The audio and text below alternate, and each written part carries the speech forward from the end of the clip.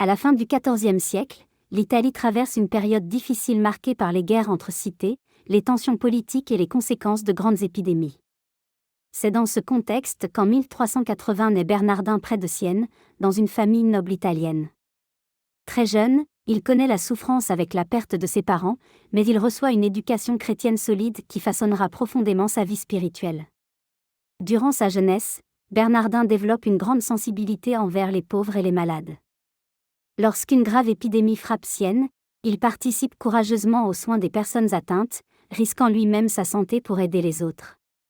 Après cette expérience marquante, Bernardin décide de consacrer entièrement sa vie à Dieu. Il entre chez les franciscains et choisit une vie de pauvreté, de prière et de prédication. Au début de son ministère, Bernardin souffre d'une voix faible qui rend difficile la prédication publique. Pourtant, avec le temps, sa voix devient puissante et claire, attirant de grandes foules partout où il passe.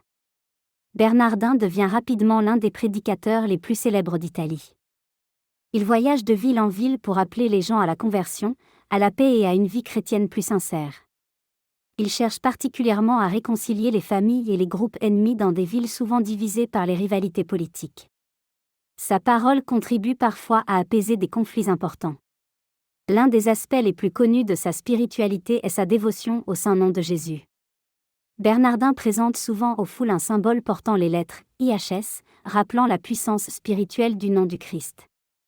Son influence devient immense dans toute l'Italie. Malgré cela, Bernardin reste humble et fidèle à la simplicité franciscaine.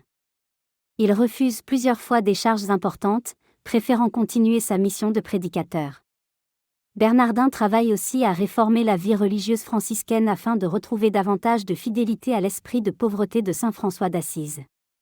Après des années de prédication et de voyage, Bernardin meurt le 20 mai 1444 à L'Aquila. Sa réputation de sainteté est immense et il est canonisé seulement quelques années plus tard, en 1450. Aujourd'hui encore, saint Bernardin est reconnu comme un grand prédicateur capable de toucher les cœurs par une parole simple, directe et profondément centrée sur le Christ. Saint Bernardin nous enseigne que des paroles inspirées par la foi et la paix peuvent transformer profondément les cœurs et les sociétés.